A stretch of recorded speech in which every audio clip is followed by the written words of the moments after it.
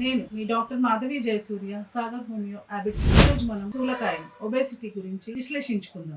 ఇది సర్వసాధారణంగా చిన్న పిల్లల్లో, పెద్దవాళ్ళల్లో, నడి వయసు వాళ్ళల్లో అందరిలో కామన్ గా కనబడు. దీన్ని మనం నివారించాలంటే మనం మొదటి అడుగు చిన్న పిల్లల నుంచే వేయాలి. పిల్లలు చిన్నగా ఉన్నప్పటి నుంచి వాళ్ళలో క్రమశిక్షణతో ఆహార నియమాలు పాటిస్తూ హెల్దీ ఫుడ్ అంటే పౌష్టికాహారం. ఈ మధ్య కాలంలో పిల్లలకి ఒక మొబైల్ చేతిలో పెట్టేసి భోజనంకి గానీ ఏ విషయానికి గానీ వాళ్ళ చేతుల్లో ఒక మొబైల్ ఆట బొమ్మగా ఆ మొబైల్లో మునిగిపోయి వాళ్ళు ఏం తింటున్నారు, వాళ్ళు తినే ఫుడ్ ఏంటి అనేది అర్థం కాకుండా జంక్ ఫుడ్ పైన ఫుల్ గా డిపెండ్ అయిపోయి వెయిట్ పెరుగుతూనే ఉన్నారు. యాక్టివిటీస్ మొత్తం తగ్గిపోయాయి. సో దీన్ని నివారించాలంటే చిన్నప్పటి నుంచే హెల్దీ డైట్ కి అలవాటు చేయాలి. పెద్దవాళ్ళు వాళ్ళు కూడా వాళ్ళ పని ఒత్తిడి వల్ల, వాళ్ళ వర్క్, వాళ్ళ యాక్టివిటీస్ అన్ని తగ్గిపోయి ఒకే చోట కూర్చొని ఉండటము, ఆఫీస్ లో గంటల తరబడి కూర్చోవటము, ల్యాప్టాప్ లో వర్క్ చేయడము, ఇవన్నీ సర్వసాధారణంగా వెయిట్ పెరగడానికి కారణం. సో దీన్ని ఎంత వీలైనంత వరకు అంత తొందరలో మనం కంట్రోల్ చేసుకుంటే వెయిట్ కంట్రోల్ చేయగలుగుతాం. లేనిచో దానివల్ల ఎన్నో శారీరక సమస్యలు, ఆడవాళ్లలోనైతే హార్మోన్ సమస్యలు, మగవాళ్ళల్లో కూడా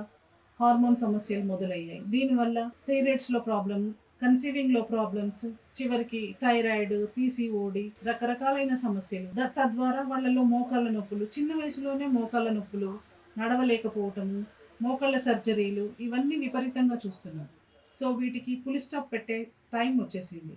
సో మీకు ఎంత వీలైనంత తొందరలో దీన్ని గుర్తించండి, అరికట్టడానికి ప్రయత్నించండి. దీనిలో హోమియోలో చాలా మంచి మందులు ఉన్నాయి. చిన్నప్పటి నుంచే చిన్నపిల్లలకి యాక్టివిటీస్ పెంచడానికి, వాళ్ళల్లో గ్రోత్ పెరగడానికి, ఒబేసిటీ తగ్గడానికి, పెద్దవాళ్ళలో, ఫీమేల్స్ లో, ఆడవాళ్ళలో కూడా హార్మోన్స్ సెట్ అవ్వడానికి, వెయిట్ తగ్గడానికి ఎంతో మంచి మందులు ఉన్నాయి.